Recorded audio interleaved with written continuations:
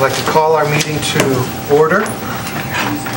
Betsy, would you please call the roll? I note that all board members are in attendance this evening.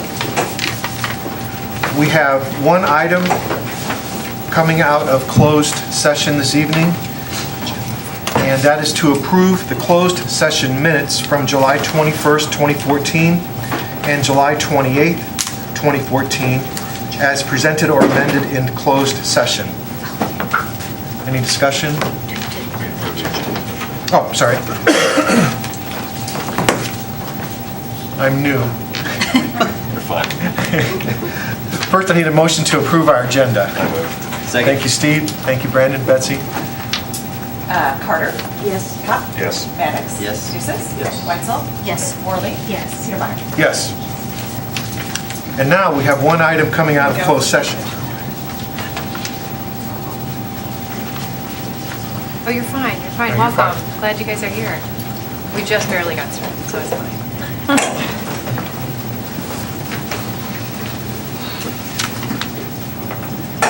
And we're at item 4.1, which is our action coming from closed session, which is to approve the closed session minutes from July 21st, 2014 and July 28th, 2014 as presented or amended in closed session.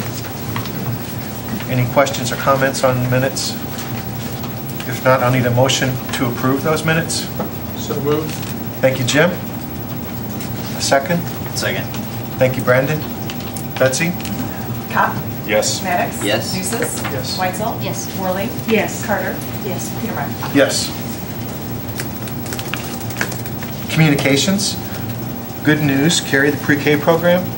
Yes, we are very pleased with this. And Joe Viola, do you mind stepping up and telling us about what you've gone through with your pre-K program? They won a Gold Circle of Quality Award, and that's after they have their walkthroughs. And so I'll let Joe talk a little bit about their program and what they've been able to do with the program and the things that you've been proud of with pre-K.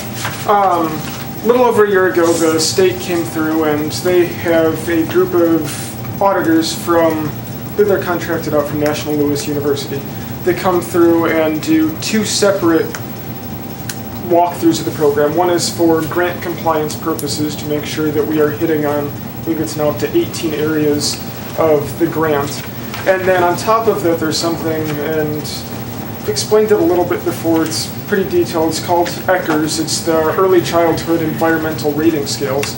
And it's extremely stringent. They come through and look for things as far as the way your rooms are set up and the number of books that are available per student and your access to sand and water and how often students wash their hands and the way that they greet each other and where work is on the wall and the types of work and portfolios. And it's very stressful for the teachers. There's a lot of work that goes into it. And after that visit and the compliance checklist, this summer we had received this Gold Circle of Excellence, which, in doing my research on it, they broke it into bronze, silver, gold, and just kind of a lower level of just implementing. And the goal is, through this Accelerate, is that eventually programs such as ours and other programs will be online through this essentially web portal that you could search for programs that meet certain qualities of excellence. And eventually when that gets back up and running, we will be there. And if you click on gold quality pre-K programs and go to Chatham, ours is going to be there. And I know all of the ladies that work down in the pre-K department were ecstatic because of all the work that it's taken to get there. And I was very, very proud of them and what we've been able to do. And a shout out, besides the teachers and the paraprofessionals, goes out to Dave Murphy and Lenny for helping with the grounds as part of all of this, also making sure that we are fenced in and have outdoor equipment. And it's just very exciting because I know that a lot of work went into it, so it's nice to be recognized. It's great. Great work, Joe. Thank you. Congratulations. I'm proud of you. Joe did a lot of work too, so we have a lot to be grateful for what he's done for our little people. Good. Agenda item 5.2, more good news. Donation from Green Toyota to support school security measures. We are very pleased to introduce our Director of Safety and Security, and he has a couple of special visitors with us today. Yes, I do. Good evening. For about the past year, I've been investigating ways to get our teachers and staff more integrated in our building plans, emergency response plans, and following every drill. The teachers always say that was a great training, really hit home, appreciate that, but they still felt like they were not quite empowered. They wanted to do something more, or have something more to do. And so I started looking at phone-based apps, emergency response apps. Looked at 3 or 4 companies. Finally found a company locally, an Illinois company called School Guard. The president of the company is an old workmate of mine, which doesn't mean anything. Mike Snyder's, he's a retired Carleton State Police. And in discussions with him, going over the pros and cons of the app, the cost, of course, and how we'd implement it, I was approached by Miles Copeland, general manager at the Green Toyota. Miles has agreed to assist us. I'm not going to steal his thunder, but let him talk to get this off the ground. So I'm really pleased to have he and Michael here to discuss this briefly with you and give you a chance to hear from the horse's mouth. Miles? Michael?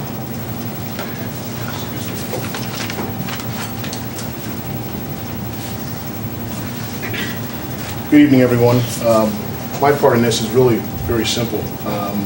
This started by accident, candidly. I was watching the local news, and they ran a report about an application, as Randy just alluded to, that simultaneously would dial 911 while sending a law enforcement alert to every law enforcement officer, would pinpoint an active shooter, and it seemed interesting. It seemed like, wow, I need to learn a little bit more about that.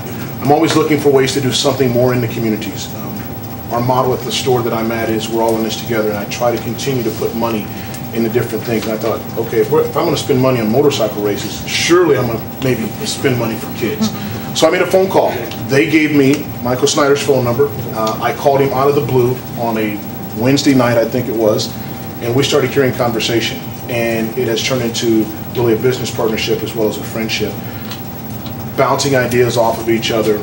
How do we implement something like this, not only in our local schools, but then how can we help him do more grassroots marketing? Maybe use us as a pilot program. Yesterday, we had a golf outing to continue to raise more money for the program. So the first thing we wanted to do is to see, is there, number one, a need? I think there's a need. There's always a need because we have children. My children attend Chatham schools. I didn't want public perception to say I was just taking care of Chatham because that's where our kids go. It is about the community. So I made this available to the 3 area high schools in District 186, to SHG, to Chatham. Those were the first 5 schools at a cost of $2,500 per rooftop that I said I would pay for. I'll take care of them if the schools want to get on board. Again, I met with Randy, we met with Michael. Mike had every law enforcement agency in our school, in our conference room, on the federal level, the U.S. Marshals, the FBI, local law enforcement agencies, as well as the school administrators. Candidly, one school stepped right up and said, we'll take it. If it's available, we want it, and that's Chatham.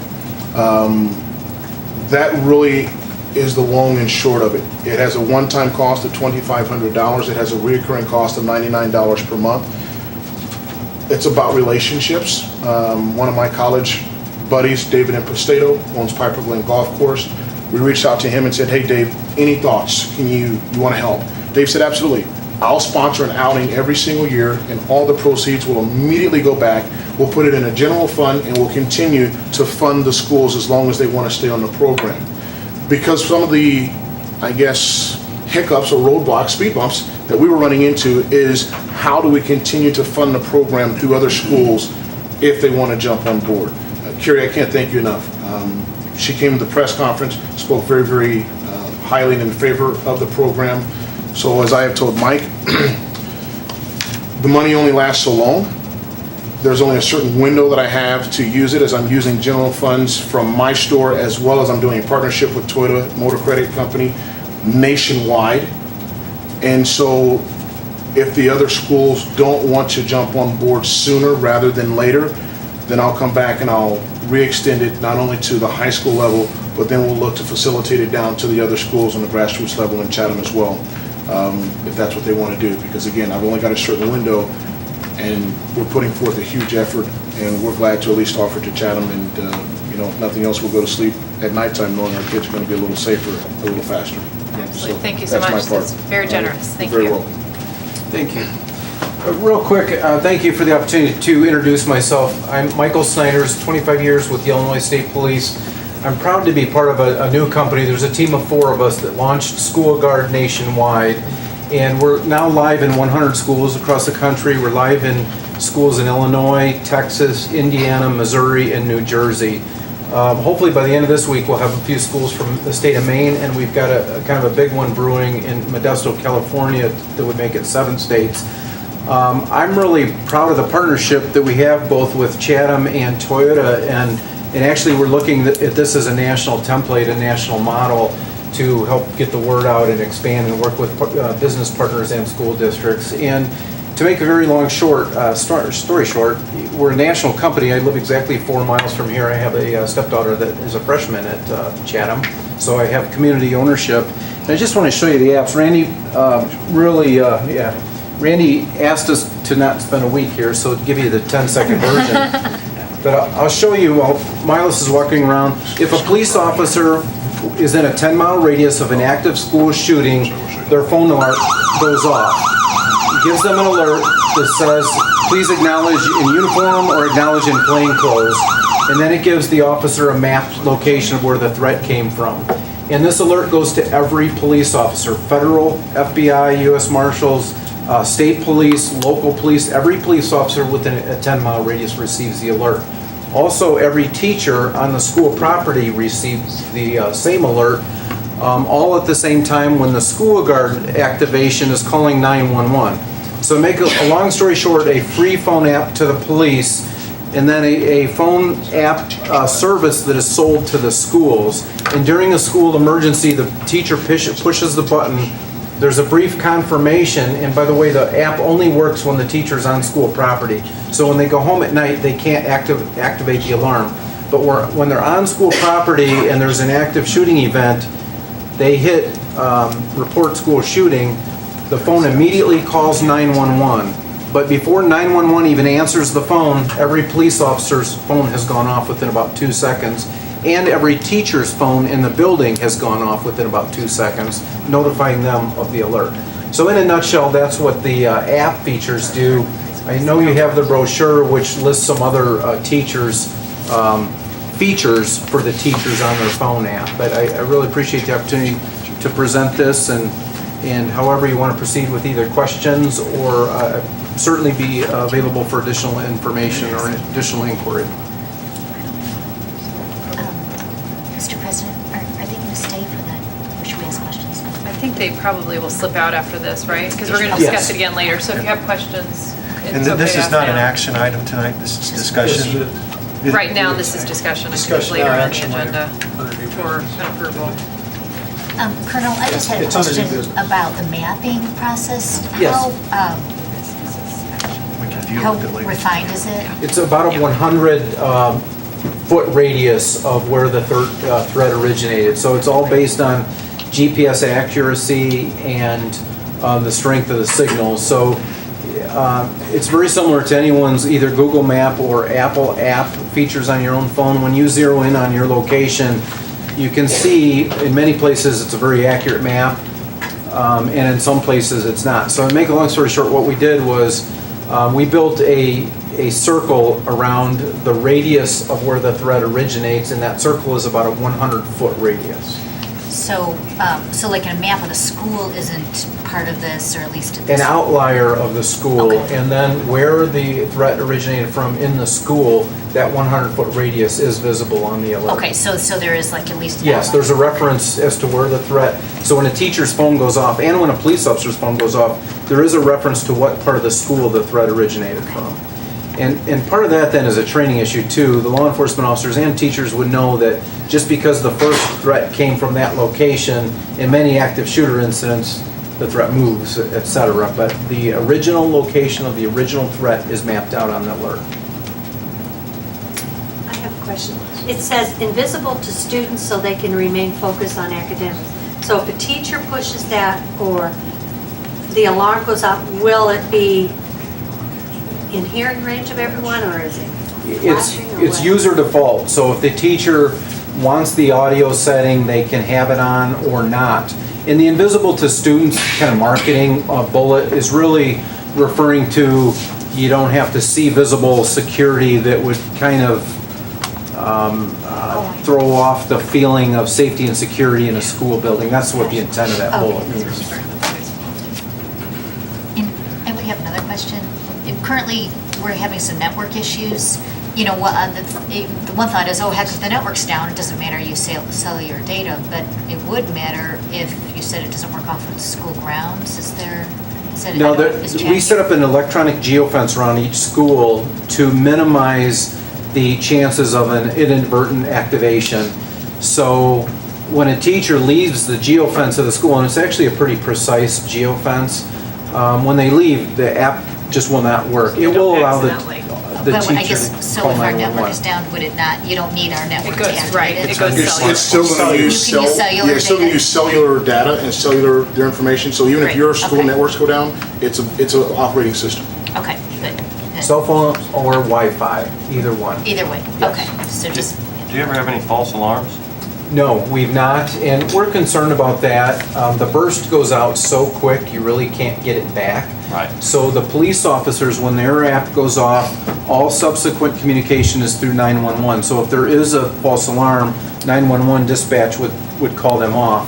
If there's a false alarm in the school, on the school side of this, the principals have a feature called Principal Push that is, it's pretty clear on the website. There's some demonstrations and there's some reference on the brochure, but the principals can send out a message to every teacher at any time, and they would use that feature to announce that this was a false alarm. Right, because you'd want it quick and responsive, but Yeah. you wouldn't want it so quick that it accidentally.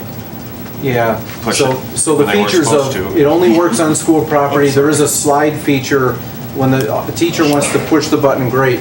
When the teacher wants to push a button, they have to confirm it, and you'll notice we have a little warning that says $500 fine for false alarms. That's really a scare tactic if we, just to remind how important this is, and if we have to collect a $500 fine, which we have no authority to do, we'll just give it right back to you. It's really, it's intended to, as a reminder. Deterrent. But the false alarm, the minimizing the risks of false alarm is very important to us. We didn't want to build, it's got to be easy to use. It's impossible to butt dial it. They have to slide it over to activate it. Okay. And this is for school, it's for shootings specifically. Yes, it's for school shootings, but we also added a non-school shooting button on there too, so, so the big main button is for school shootings. There's also a 911 button for all other emergencies, and then there is a teacher assist button, so that teachers, if Johnny's fighting Billy in the classroom and the teacher just wants help in the classroom but doesn't want to notify all the police, the teacher can push the teacher assist button. And then there's a principal push button where the principal can send out a message to all the teachers. A tornado's coming, or Johnny's dad's been seen in the parking lot, we know he's not supposed to be here on property or whatever. And the website, schoolguard.com, has some pretty good animation of these features that I'm speaking of. Teacher assist button is an internal button. It just functions just for the school personnel. Her name comes up, or his name, the teacher, the room number and location, whatever. So it tells everybody in the building that the nurse needs help, or there's a fight in the cafeteria, boiler room's on fire, whatever the case may be. Thank you for that, Ray. So that goes to you then? Right, Your it just department. stays inside the high school. Great. So this is new, you're not in any other districts yet? Or We are, this is brand new. We came live in May. And from May until now, we just signed up our 100th school. St. Joe's, Ogden, east of Champaign just came live. Mascoutah, Illinois, Columbia, Illinois, and then there's several schools in DuPage County that just came live this week. And it was interesting, a lot of people loved it but didn't want to be first. So now we're saying you're not first anymore, there's 100 schools. Any plans down the road for all six buildings? I'd like to do it everywhere. Okay. Get the approval to do it. Just to, and kind of touch base on that, initially when this had came out, speaking with Mike, my game plan was to say, okay, guys, how do I maximize the dollars available? Ask every student, ask every family for $1. I'll match dollar for dollar, which allows me to go more out into more parts of the community and turn more schools on. Candidly speaking, I hate to use the word resistance, I'm going to say hesitancy.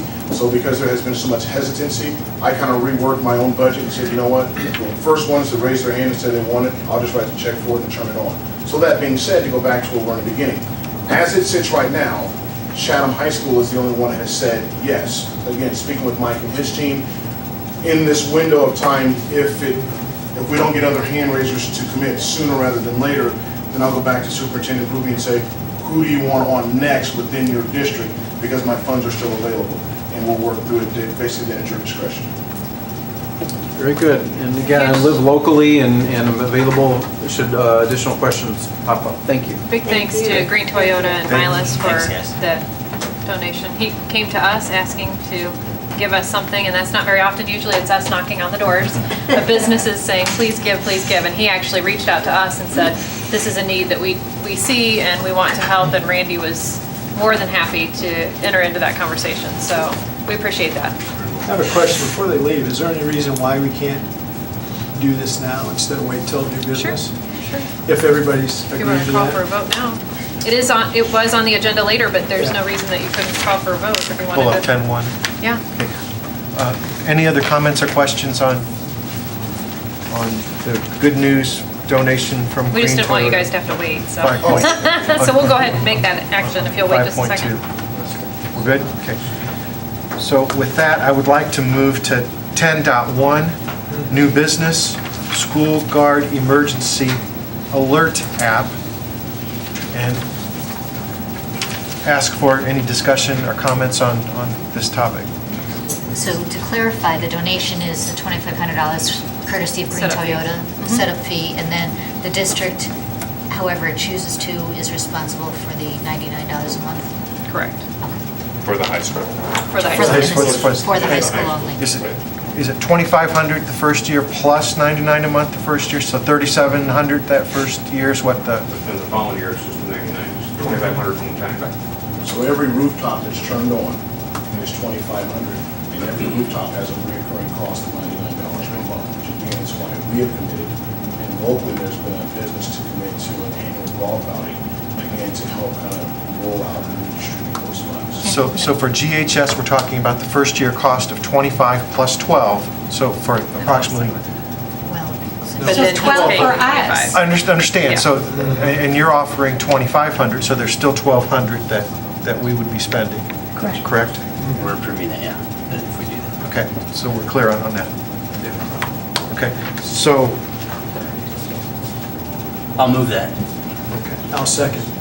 okay, so we have a motion to accept $2,500 from Green Toyota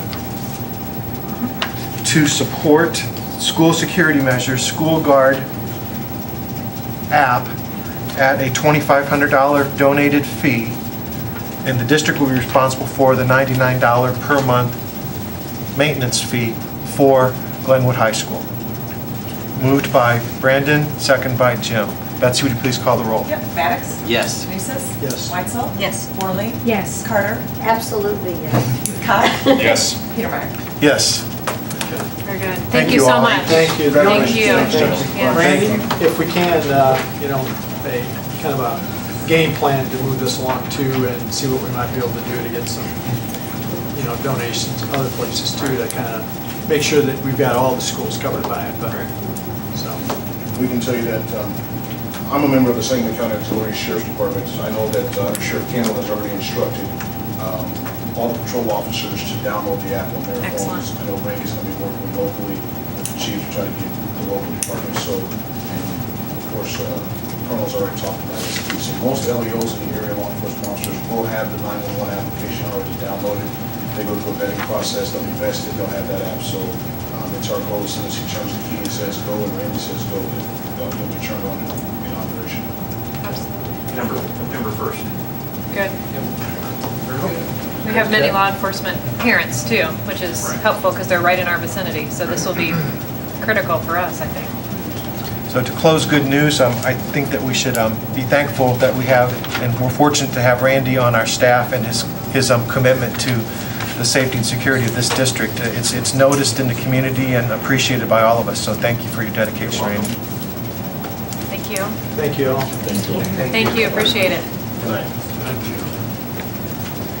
Back to 5.3, an opportunity for visitors to address the school board concerning any agenda topic. Is there anyone here tonight to address us on any topic?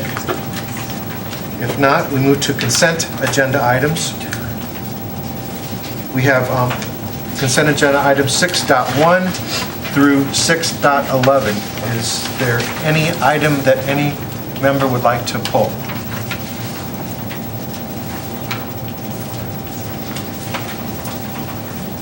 If not, I'll need a motion for approval of the consent agenda items. So moved.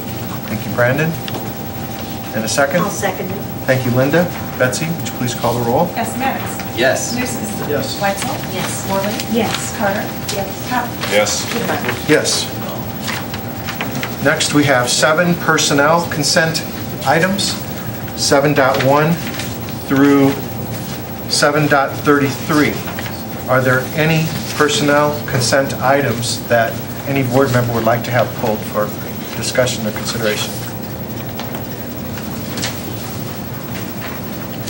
Okay. If not, I'll need a motion to approve the personnel consent items 7.1 through 7.33. So moved. Thank you, Brandon. Thank you, Steve. Betsy, would you please call the roll? Weitzel. Yes. Worley. Yes. Carter. Yes. Pop. Yes. Maddox. Yes. Nucis. Yes. Peterman. And yes. 8, old business, construction update, phase 1, 2, and 3. Dave?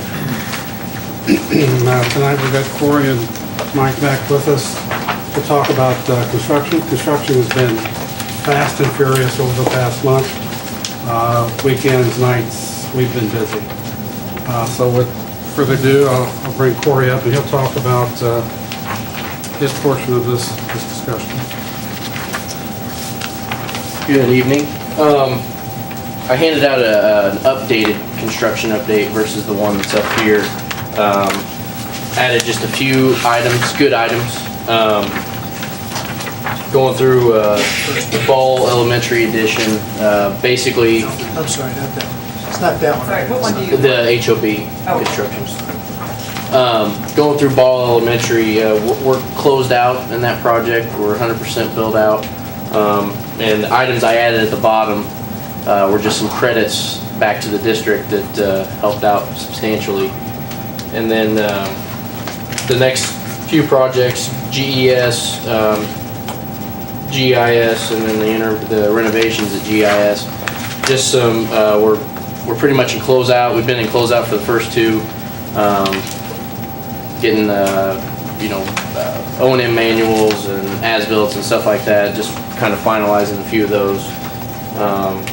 And then again, just some contingency draw updates that have been included, and there's still a few that I have to get to once we get everything closed out. As far as GIS Phase 2 project progress, we made it.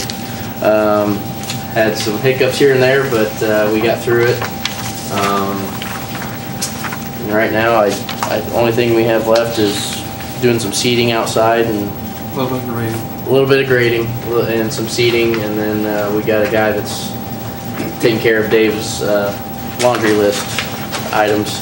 But other than that, we're pretty much completed and just working out closeout documents. So, then we got any questions? The board toured and we were very impressed with Yes. everything, so thank you so much. Big change in that school, so. The only thing we're waiting on is owner savings on some of these, just to total up that column. Yeah, we're just, Is that really what you're looking just gonna finalize the rest of my numbers and and once we get done with a lot of small little items, and once we get my guy out of there, we'll be able to close them out. Hopefully next month we should be. So then you integrate the detail of your schedules with Mike's schedule, correct? Yep. Okay, We've already great. started doing that. Great. Yeah. Compare notes and compare Right, numbers. that'd be great. Yep, my numbers reflect his, Okay, or, yeah. his numbers reflect yours. His reflect mine. Yeah. that's better. Yeah, okay, So, that's great. all right. Hey, Corey? Yeah. Just one question that we had just coming up, and this is a general question, not meant to catch you off guard or anything, but as we go through these projects, a lot of them have been accumulating, over time, putting things off or addressing emergencies as they come up. But we're trying to get to a mode where we're planning. We're trying to do things for the long term. We're trying to make sure that we're not taking any shortcuts, and we're also trying to make sure that we're doing things in the right order. So that we're not putting the cart before the horse, and some projects have to wait because we have to do the infrastructure before we can do the external. So what are you, in general, are you seeing us on the right path here? Do you think there needs to be more communication back and forth, or how can we make, I think this process has been very good. Yeah. But we want to continue to improve. I think as we're headed right now, it's going well. I mean, if you guys have a question, Dave immediately calls me, and then we get it worked out. Unless you want to chime in. No, I think it's going very well also. And we're working well together, I think, as a team, so.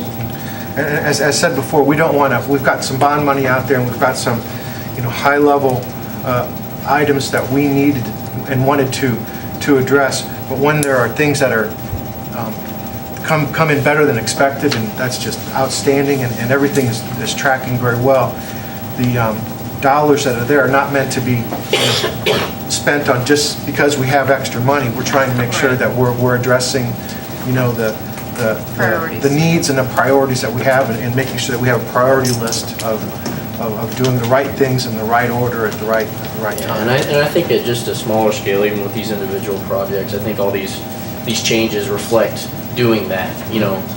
What could we do better here? Just some small items that make a process easier versus, Good. let's just put it by the wayside. I think that's what a lot of these reflect, is change. And the general tone of what I'm hearing is that in moving forward, everything is subject to, change tomorrow. If something different happens tomorrow, it might cause us to take another look at what we're doing. We've been pretty good at our planning process so far, but want that flexibility to be able to look at this and say, there might be a better way to do this, and if we're not too far down the road, we want to have that flexibility to say, this is a better way. It might not be cheaper. Real good point, and that's why we hired a CM. They have the ability during the design phase to walk in and say, Mike, Dave, we see this as a need, a change to save money where we can recoup that money on the back end. The overall master planning, what I think you're trying to talk to, that's typically our architect. And his design, the way we've approached this 5 years ago when this all began, we recognized we had a lot of interior needs, a lot of exterior needs.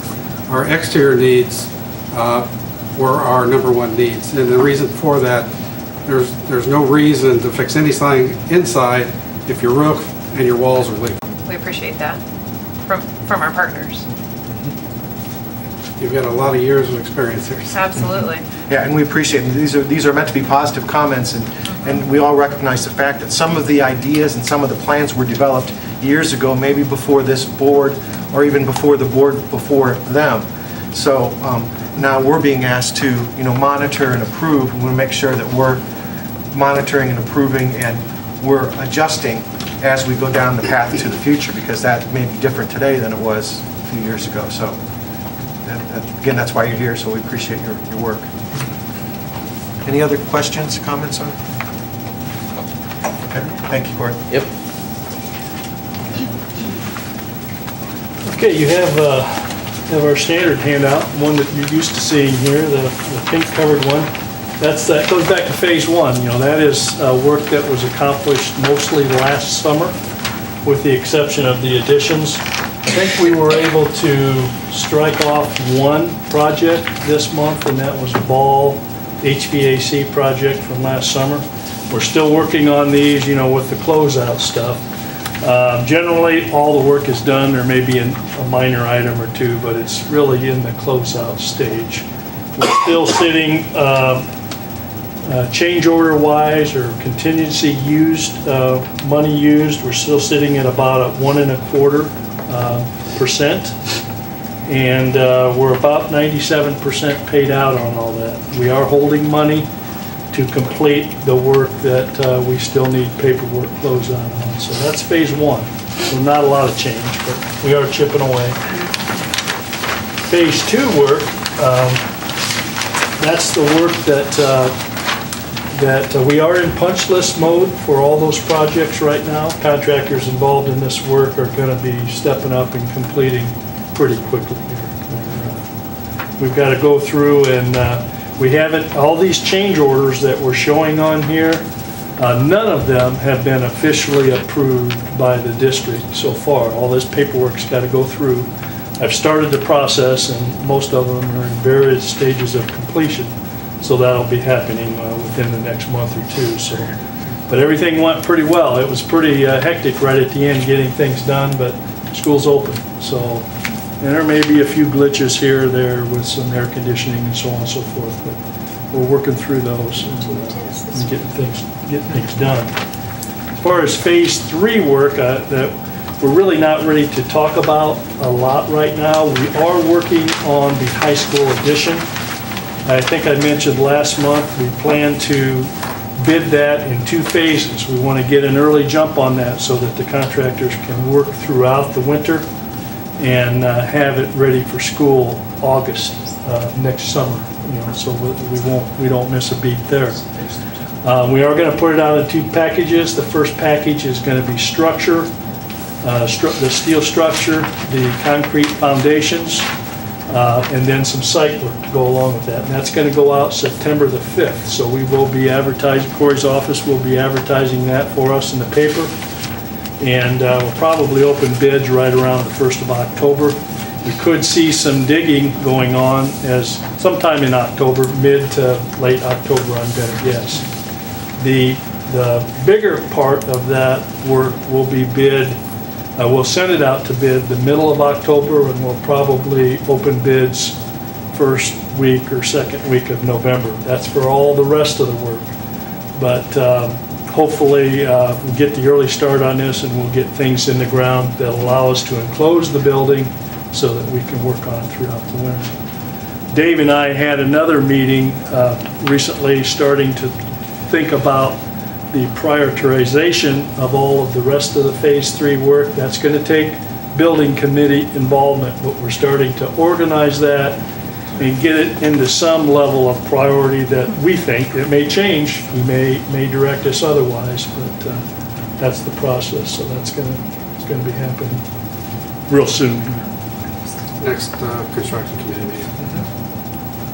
Which is set for the 3rd, correct? Yes. 3rd at What time and where? 3rd? Yeah. What time? Yep, we have a meeting that night, so it's the 3rd at 1:30. And what, is it here? Okay. May I ask a question? It's not particularly related to phase 3, but Nate, can you tell me, for example, can we use any of our bond monies for technological upgrades or, you know, improvement in hardware or whatever? Is there any stipulation that says we can't use the bond monies for capital improvements for IT? No, we have been using some of those funds for IT. Okay, we have been. Yes. Well, you know, it's been a very difficult week for everyone, and probably Chad the most. He probably hasn't slept in, I don't know, what do you think, 4 days?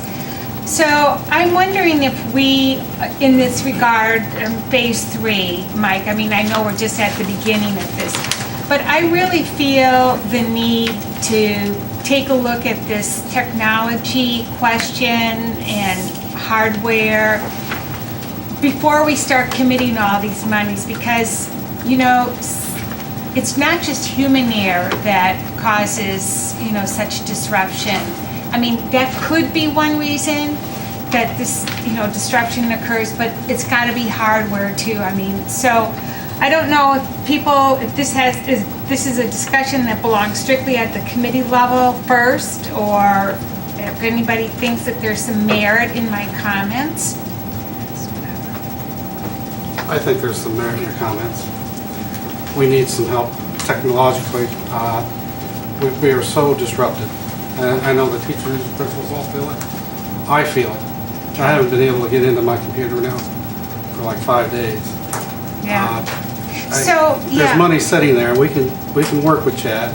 We need to know what we need to do. Yeah, and before we just say there's X amount of money for Chad, I'd rather have Chad say, I need Y amount of money to make this reliable.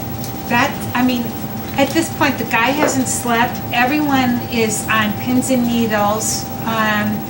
You know, so I just don't want things spent like new brooms in the closet when we have tech problems. So maybe the previous IT director actually brought people in from Seacrest and all the network folks, and they evaluated the system and made some recommendations. Do we know what the issue is right now on this, Carrie? Yeah, he thinks he's narrowed it down to, I just got a message from him that narrowed it down to some things that were plugged in incorrectly, that it took him a long time. And So it would have been plugged in incorrectly by? Just recently, by text or, By you know, text, so but this is not a thinking that they were hardware helping. issue, it's not a Well, we software. don't No, know. but- We don't know. Well, and Jan. I don't know that this, I agree that this conversation has merit. Yeah. I think it has merit when Chad is present. Correct. Because he's the one who has to guide this conversation, because there are things that we have not done in order to save money, you know, over the years in our network that he and his predecessors and, you know, their whole team have talked about wanting to do. For example, more diagnostic, where right now he has to take down the whole network, plug back in everything individually to figure out what's happened. And if he had more diagnostic, you know, systems available to him, that could be an easier fix than him taking the time. In the last week, prompt conversation sooner rather than later. He's a part of the phase 3 construction discussion. Okay. So he is on And the he list. just needs to know that that needs to be a priority We just need too. to determine what it is he needs to plug in. Well, so you did make an interesting comment that past predecessor directors have had an independent consultant come in. I mean, now, that's again something that deserves a conversation with Chad, but Chad's got to make that assessment and bring that to you. But we can sure open that door for Chad and share that the board is interested in giving him what he needs in order to make things work. And, you know, whether that be an outside eye or just maybe he has ideas about how to avoid these issues in the future, because it's certainly not what we want, and it's certainly not how we want to start a school year or, you know, have any of these issues come up. And Chad is, you know, probably the most invested in all of this of all of us, because he isn't sleeping at night. But you know, more worrying about all importantly, this, trying to fix it. we can't continue, but most importantly, we have to do everything so that this is not a continuous situation that requires a fix for just a whole host of reasons, you know, one of which is you can't expect Chad to be here 24/7 for the next 12 months. I think we completely agree. Totally. So I think we're all on the same page. I really do. Okay. I think that's the focus for all of us, and we just need to tell him, you know, he needs to communicate with us what it is he sees as a need. So, yeah, because we've all felt it, you know, every one of our buildings. He'll be there at the next construction committee meeting. keep in mind too, we could have the best of everything and still get knocked out for 5 days. Absolutely. That's some crazy. Absolutely. Correct. Well, and sometimes too, part of, we have issues with software that's not under our control at all. For example, we had issues with board docs all week, and they typically never go down, but they were down so much this week, and it was very frustrating, and it had absolutely nothing to do with what we were doing. It was their system. So, sometimes it's out of our control, and sometimes it's within our control, and just trying to pinpoint the issue, and that's been one of the biggest problems. And the more and more we rely on technology, the more and more frustrated we all become, because that's what we need every day to get by, and we don't, know how to function without it. There's just not much we can do without technology. So I agree that it needs to be the priority, and I think Chad agrees too. So Dave, you did say he was going to be at the Construction meeting. on September 3rd. He's a piece of that Phase 3 construction. We're not sure where he fits, but he'll figure that one out.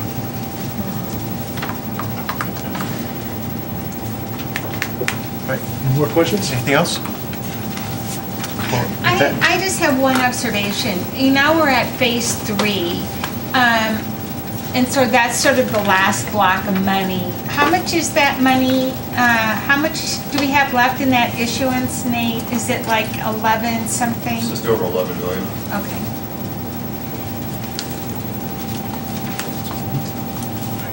Anyone else? Thank you. Okay, with that, gentlemen, thank you very much once again for all of your work. Much appreciated. Thank you.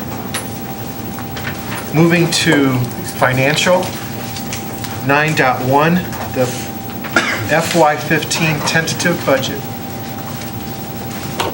Thank you, Rick. Okay.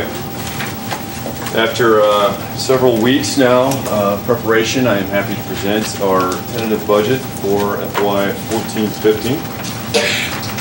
A few notes at the beginning here. Again, we are a cash basis entity. Revenues and expenditures are recognized when received or dispersed.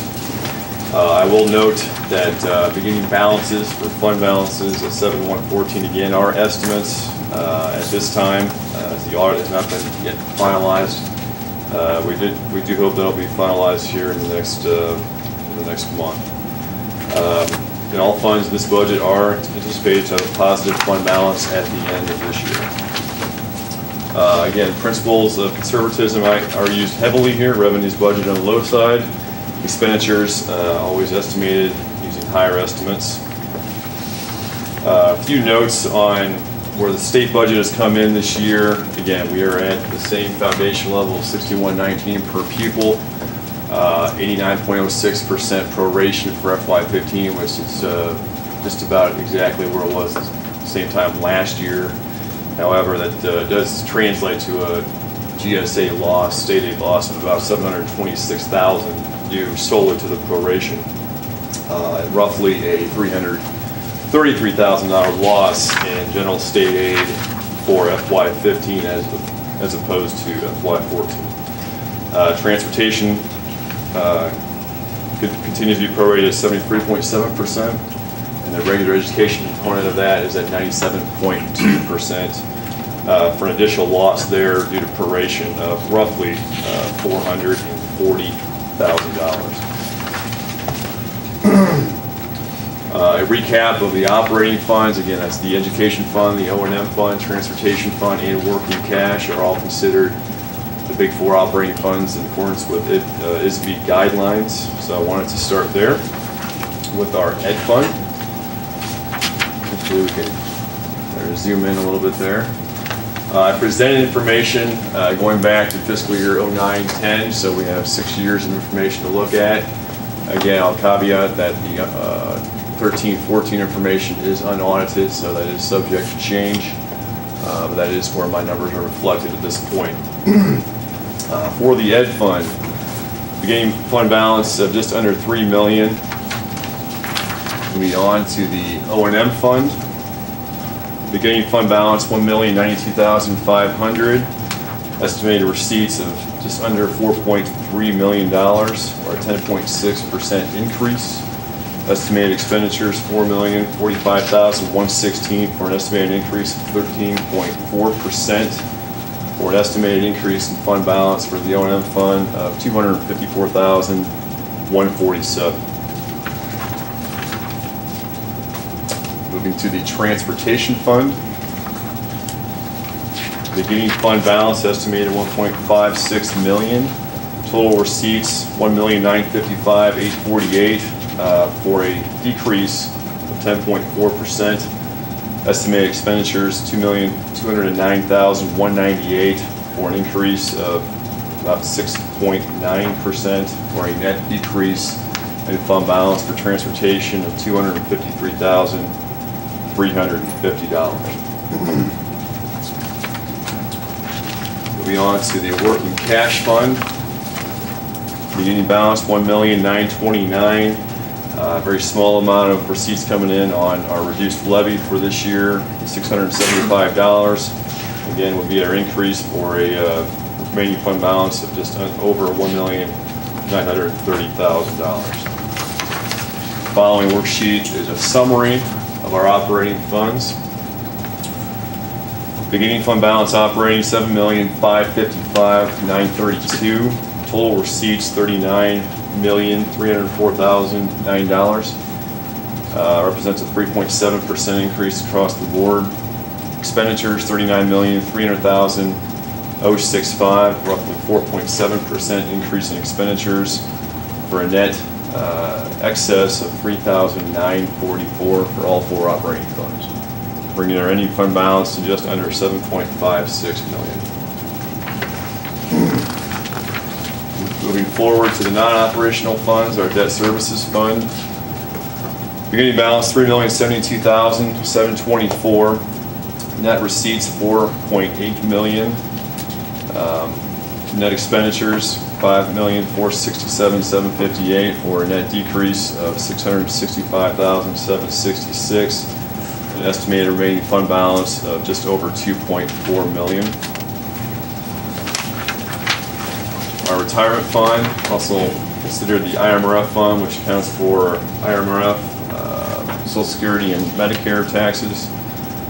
Beginning fund balance $324,375. Net receipts $1,416,000. Expenditures $1,603,560 for a net reduction of $187,560, and remaining fund balance estimated at $136,816.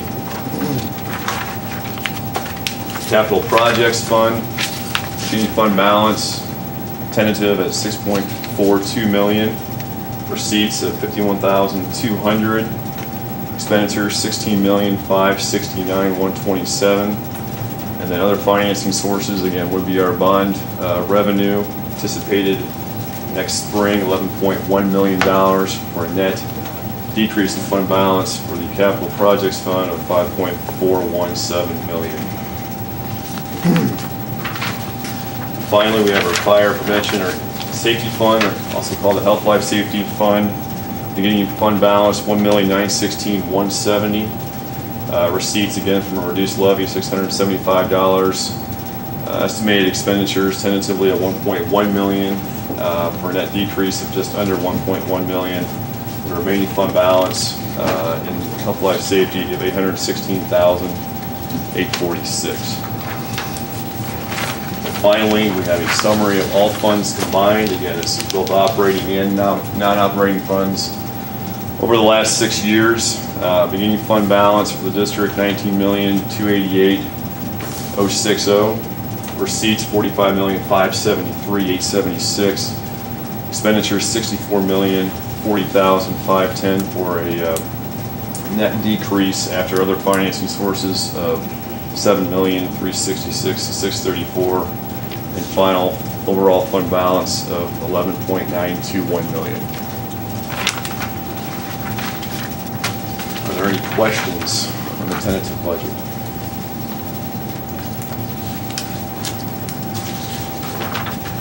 There's a lot of numbers there. We're going to have a lot of questions. Go right ahead. We went over this in Finance Committee in detail, and just some comments. One, Nate, you've done a fantastic job of pulling together a historical picture from all of us. We've got from 9/10 all the way up to our tentative for 14/15 on one snapshot for all of the board members to look at and review and see the historical perspective. So I thank you for that. It gives us a nice snapshot of where we are. We've had to spend some money, and we've done that and still managed to eke out, albeit small amount, but we're in a balanced budget, and that is, I think, quite an accomplishment in these times. I know it's tentative, but it certainly is a great starting point. And thank you for your efforts on that. You're welcome. You're the gatekeeper for making these numbers good. You can do it. We'll do all we can. Still need to keep our belts tight, though. Thank you. I would just like to reiterate that with Rick, that this is a wonderful presentation. I know you had to work very hard to get up to speed very, very quickly. So thank you for your long hours. I appreciate that. You're welcome. Other comments or questions? Okay. Thank you for that. That is great first step here for us. That was a presentation of the tentative budget. There's no action on that item. 9.2, set hearing date. Well, it's listed as action. Do you want action on an Yes, approval? does need approval. You want approval on that? Correct. Sorry. Okay. Sorry, Rich. I'm sorry. So I will need a motion to approve the fiscal year Oh, you're 15. right. It's listed. So if you don't mind, we'll go ahead and take an action on it. Sure, go ahead. Do we, I think it's incorrectly listed as.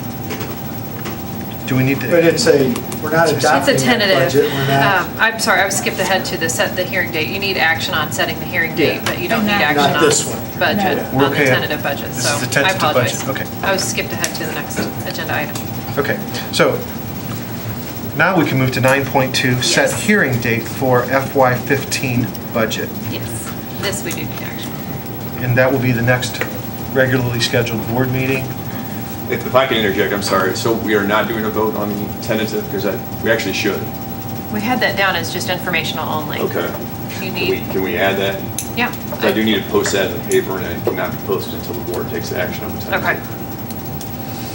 So back to 9.1, can we take action on it here? Yeah, a member Okay. just needs to call for a vote. All right, Oh, so, that's right. so we need a motion to approve the fiscal year 15 tentative budget as presented here this evening. I'll make that motion. Thank you, Steve. And a second? I'll second that.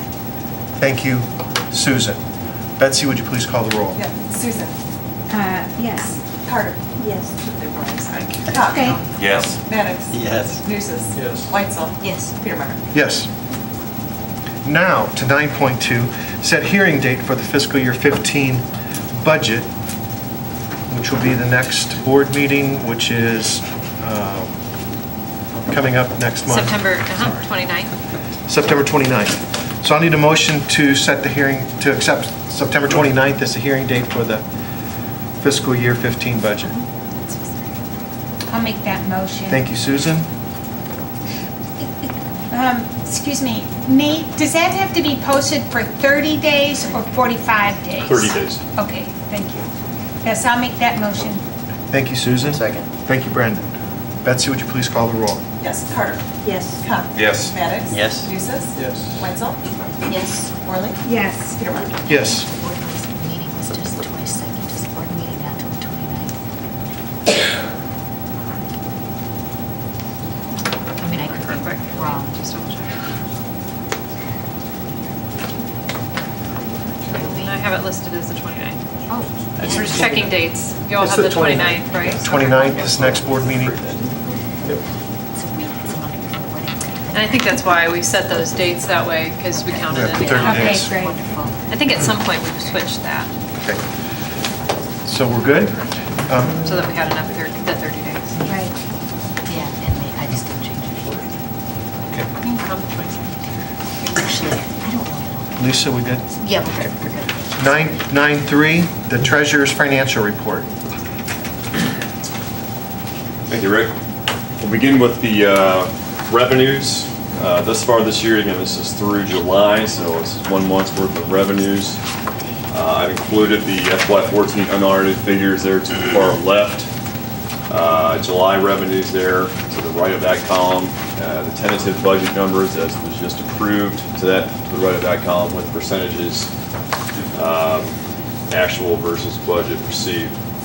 Revenues for the Ed Fund, $2,165,662. For the O&M Fund, $322,672. Transportation, $73,294. Working cash, $51.66 for total operating fund revenues, $2,561,680. Moving to the non-operational funds, the IMRF fund revenues, $153,871 total. Debt services, $426,602. Capital projects, $86.14, and health, life, safety, $51.66. For a grand total of all funds, $3,142,291.40. I've also shown the split there by total by function there at the bottom. We'll move forward to the expenditures. Ed Fund expenditures, $2,422,188.41. Operations and maintenance fund expenditures, $256,891. Transportation, $93,023. Nothing for the working cash fund, or total operating fund expenditures, $2,772,102, or 7.05% of our total budget, tentative budget.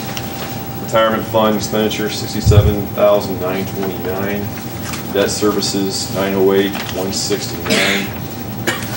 Capital projects, $2,670,167. And health, life, safety fund, $55,778 for total expenditures, all funds, $6,474,145, or roughly 10.11% of our tentative budget. Moving forward to the last sheet, this is our financial activity report. Tilted chairs.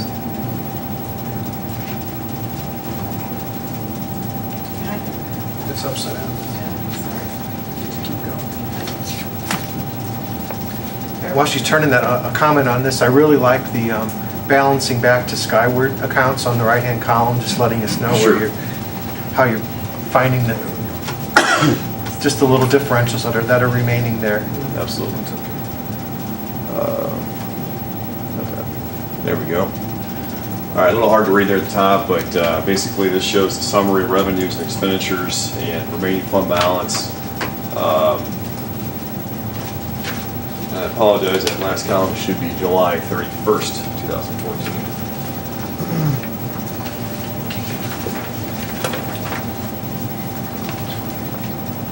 So, education fund, remaining fund balance at the end of July, $2,716,340. O&M fund, $1,158,283. Debt services, $2,591,157. Transportation, $1,541,442. Retirement, $410,318. Capital projects, $3,748,776. Working cash, $1,929,444, and health, life, safety fund, $1,860,445 for total fund balance $15,956,206. And again, our cash accounts are broken out there in the middle. All of them are accounted for. They do tie out to our fund balances less our current outstanding accruals for July 31st. Are there any questions?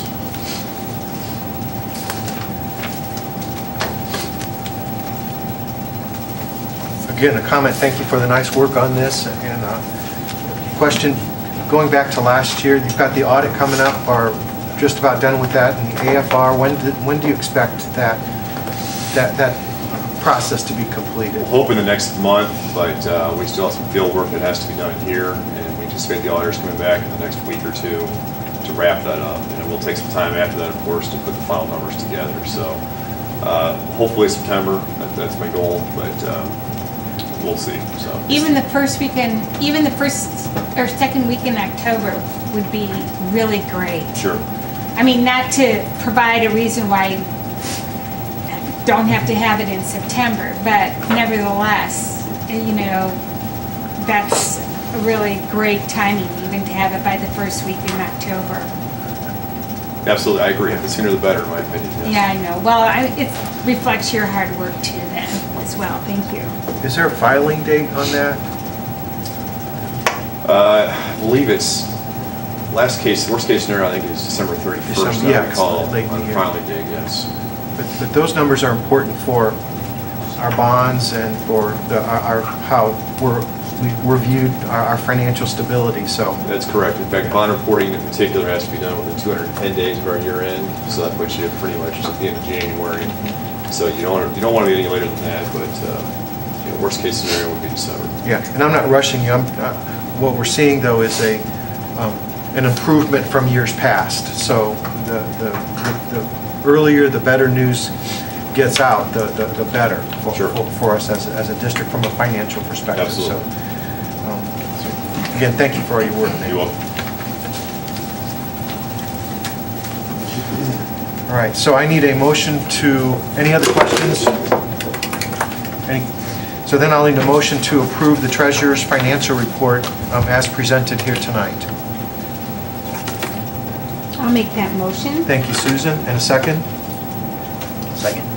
Thank you, Brandon. Betsy, would you please call the roll? Pop, Yes. Maddox. Yes. Nucis. Yes. Weitzel. Yes. Worley. Yes. Carter. Yes. Petermark. Yes. Thanks, Nate. Next, under new business discussion item for, just a little background here. We received a request, a Freedom of Information request for audio recordings of closed session minutes.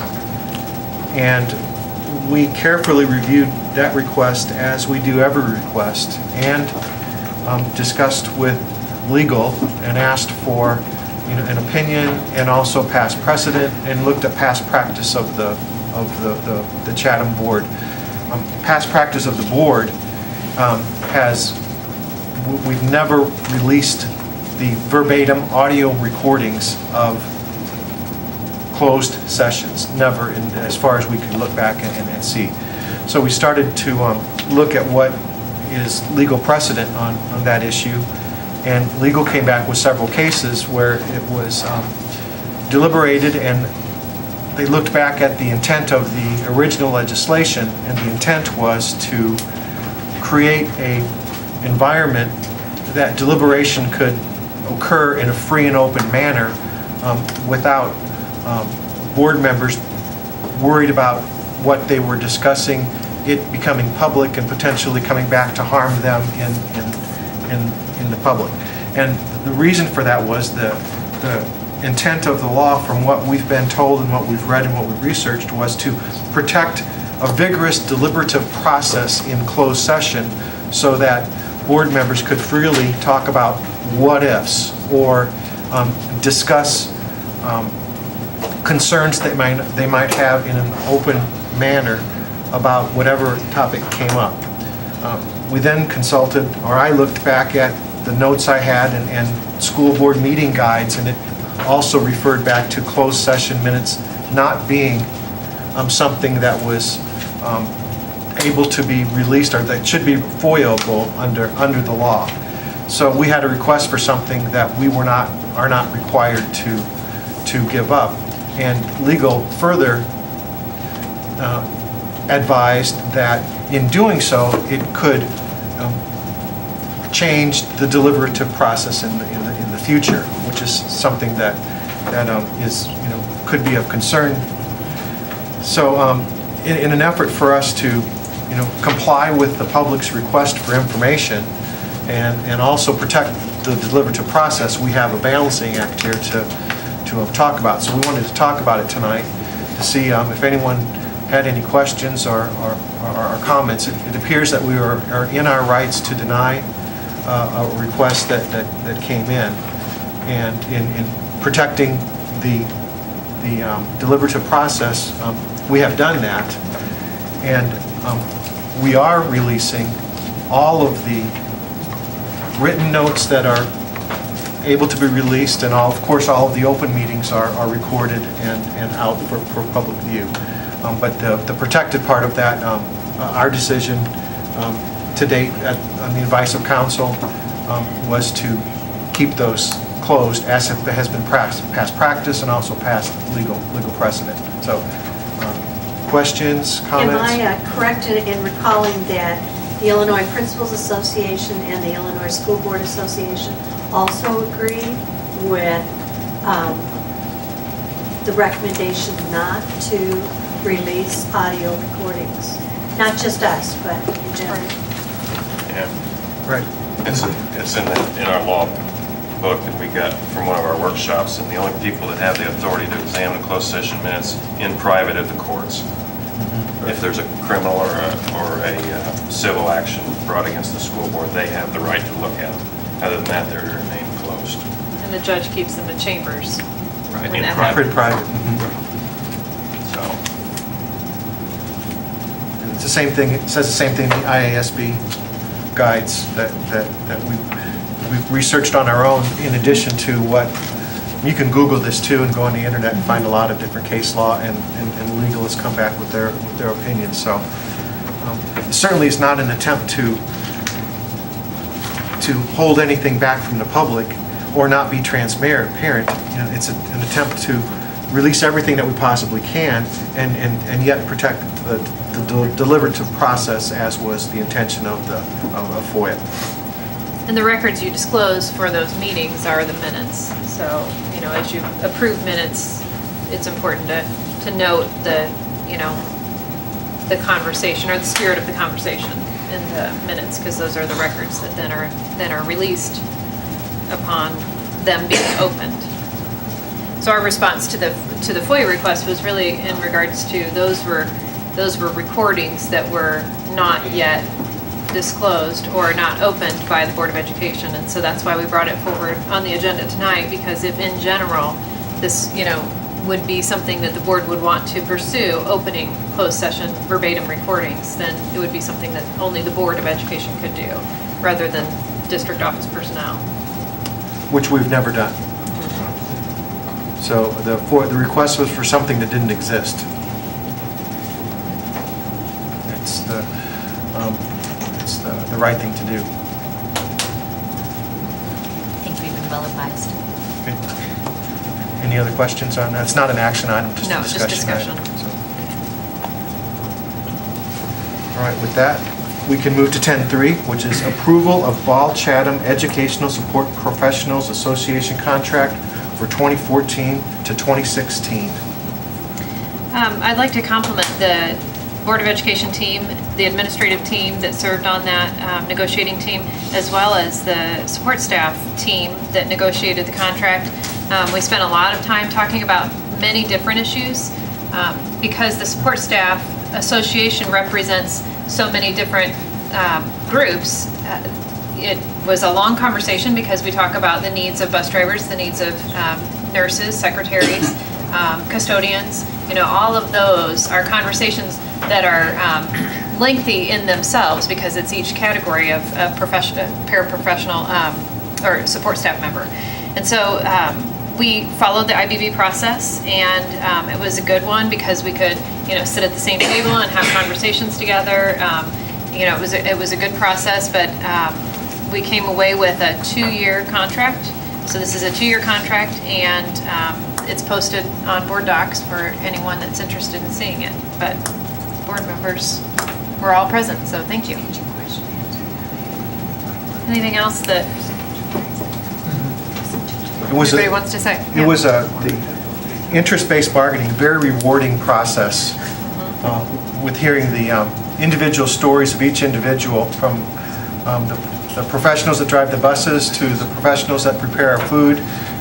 And it's very good to sit down with everyone across the table and listen to what concerns that they have, and make sure that we recognize what they're asking of us. And it's very easy to sit up here and not look you all into the eye, but it was very good to hear that and understand why. And I hope that what we've been able to do reflects, you know, how important they are to this district, because they are certainly the backbone of our facilities and the safety of the food and the safety of the district. So they make this environment quite nice for us all. So we should be very appreciative. In that regard, some of the issues dealt with, some of the conversations dealt with changes made for the first of the year planning. And since this is current and I remember some of those changes, would it be possible to get the feedback as far as some of the points of conversations and changes made, see how successful the efforts are, and primarily to take notes for, future years. So I just haven't, we just, all summer long, we've been bargaining, so it's pretty current in my mind, but I think there were some good suggestions. About several of those issues at a DLT meeting, and we continue to have those conversations with the directors and the principals about what it was we were hearing from support staff, but we also, along the way, encouraged, throughout our process, we encouraged the support staff to have ongoing conversations with the administration, and in several areas, we know that there have been meetings set up in which the support staff representatives could speak to administration and share any concerns that they're hearing before they become an issue. So that's really our effort and our focus for making sure that we resolve some of those. That's what I actually meant, the administrative conversations. Yeah, absolutely. Okay, yep. thank you. Yep. And it was great for. Yeah, go ahead. It was great for the board to hear, and also good for the board to move it back to the right person to handle the administrative parts, so we can focus on our board work, and you all can focus on your buildings. And I appreciate how receptive the administrators have been to that they've said, yes, we want to know those things. We want to know before issues come up, and also very collaborative. Teresa has said, I'll help with this, in this area, and I'll help with that. And those types of partnerships are really important too, so that we can all head in the same direction. Yep. Any other questions, comments on that? If not, we need a motion to approve the Ball Chatham Educational Support Professionals Association contract for 2014-2016 as presented in board docs. I will be glad to make that motion. Thank you, Linda. And a second? Thank you, Jim. Betsy, would you please call the roll? Yes. Weitzel? Yes. Worley? Yes. Carter? Yes. Kopp? Yes. Mannix? Yes. Basis? Yes. Petermeyer? Yes. 10.5, non-union support staff increases for 2014-2015. It's renumbered here because we had pulled this one out. So it's actually 10.4 10.4. and then adjusted. There was one item that we had pulled, but it's the same thing. Not my fault. Same agenda item. No, it's okay. This is for our non-union positions. So we have some positions that are support staff positions that are not in the union. And so those, for example, some of our techs, our tech consultants, or I'm sorry, our tech team, maintenance, quotas, playground supervisors and cafeteria supervisors, those are part-time positions that are not included in the union. Those positions are not included in the union, so the recommendation is the same as the 3% that was given. And that's been the past practice, To give. keep those Keep at the the same level. Mm-hmm. Any questions, comments from the board? Sir, is there anybody left that hasn't gotten a raise this year? There should not be anyone left that has not gotten a raise. So if we've overlooked someone on this list, then we need to know, let us know. But we think we've covered everything. So Teresa was careful to. Except for the board members. Yeah. Except the board. Yeah, actually, you guys are the only ones that never get a raise. I don't know if the Boy Scouts know, they do this voluntarily, all of this work they do. They come lots and lots of meetings, we don't and get they paid. volunteer. So we can ask for 100% raise. Yeah, just like your Boy Scout leaders, they Yeah. volunteer too. Yes. Oh, very nice, very nice. So, Impressive young man. With that, we need a motion to approve the non-union support staff increases for 2014-2015 as presented in board docs. I'll make that motion. Thank you, Steve. Second. Thank you, Brandon. Betsy, would you please call the roll? Okay, Lisa? Whiteside? Yes. Worley? Yes. Carter? Yes. Hunt? Yes. Maddox? Yes. Nucis? Abstain. Oh. And Petermeyer? Yes. 10.5, ACT scores. I asked Mr. Lee to present some very good news to you today, so I'll let him take the floor. Well, the good news is our ACT scores went up. Every year about this time, we get the report back on how our students did. And then we have to hold on to it for a little while. It's embargoed from going to the press or going public, and so we get an opportunity to look at them and kind of go over them. I'm just going to give you a very brief synopsis of what we found. There's a ton of information that can come from these reports, and it's really good information. So if there's any other time you'd like me to do a full-blown presentation of what the data shows, it breaks it down pretty good. And it looks pretty good for our school, but our scores went up, and the funny thing is, if you look at the trend, this only shows 5 years. If you could go back 10 years, 15 years, they don't change that much. They go up, they go down. You know, it's all in the class and how strong the class was. But if you took the average of how much it changed each year, you'd find it's very little. But anytime we can show a little spike in different places, obviously we like to see that. And we have some good increases in almost every area. And the thing I like most about what I'm seeing this time is, if you look at the number of kids that were tested, there's 360. We've never tested that many kids. And that's a significant increase in the number of kids that were tested. Anytime that you make the pool larger, your ability to increase the number is reduced significantly as well. But we had a large pool, plus the fact that, you know, these kids were being taught by teachers who had taken on a larger load, and it was a tougher year, and they still performed what I thought very, very well. So in my mind, even though maybe some of the jumps weren't huge, I think it's outstanding that we had increases in almost every area. And if you compare it to the national state averages in terms of college readiness, we're way above the national average in terms of that as well. So our kids are ready for school, and that's why we have such a high percentage of them that move on to secondary education, and they're very well prepared when they get there.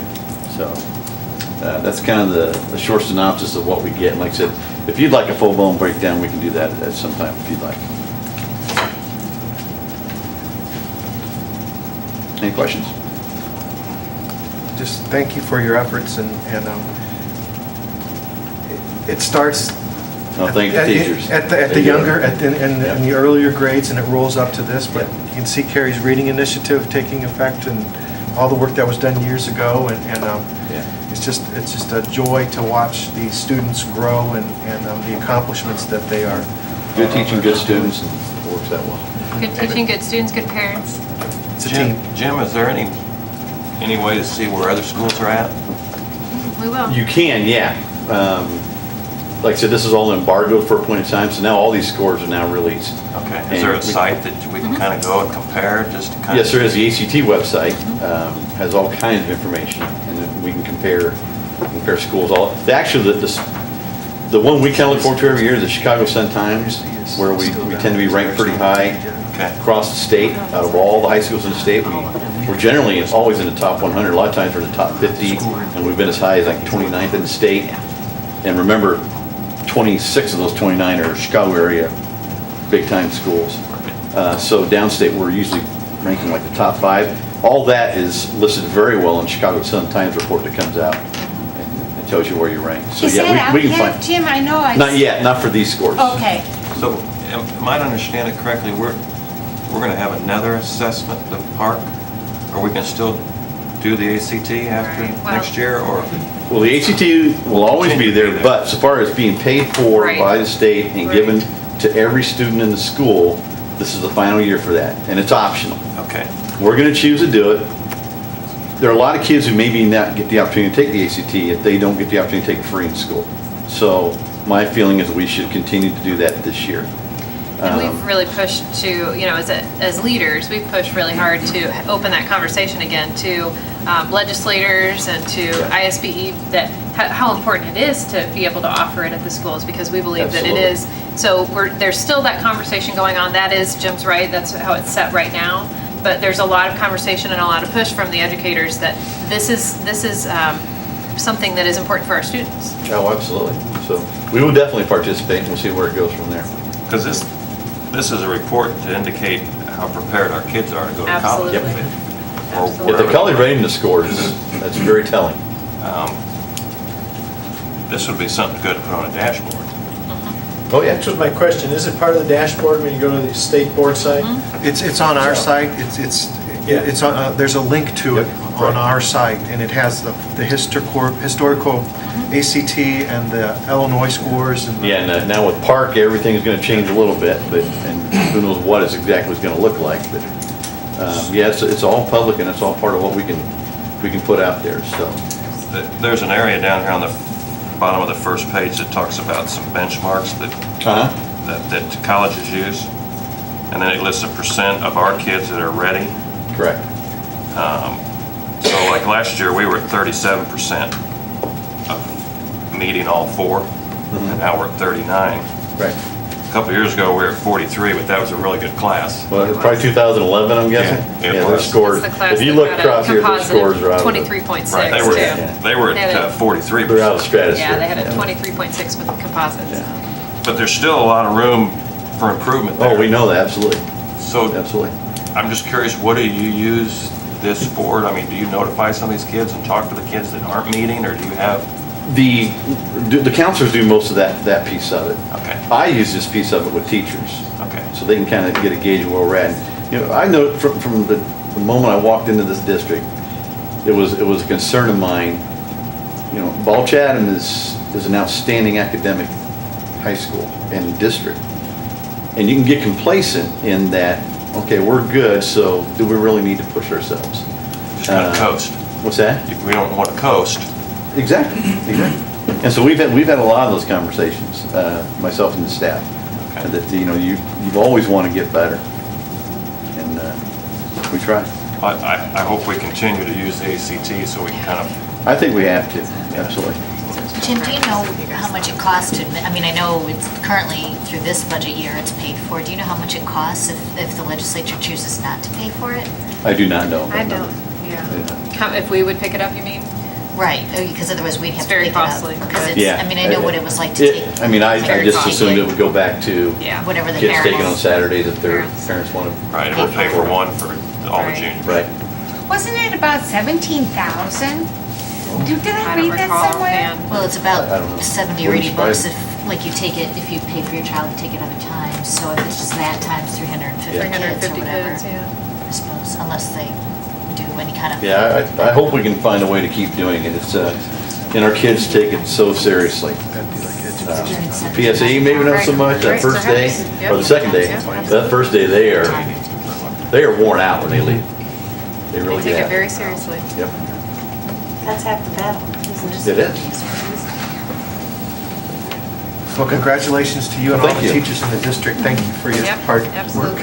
Thanks, Jim. and these results. Move to communications. 11-1, future board meeting dates. And we've got September 3rd, it's actually two that day, the construction, and also the board self-evaluation follow-up. And then September 29th, regular board meeting, and October 6th is the Facility and grounds. facility and grounds. That's for informational purposes, correct? Okay. 9/3, 9/29, and 10/6. Oh, that should say 6:30. And 10-6. Oh, the September regular 29. meeting, that's right, yeah, because it's, Yeah, I think that's, the budget hearing's at 6:30, right?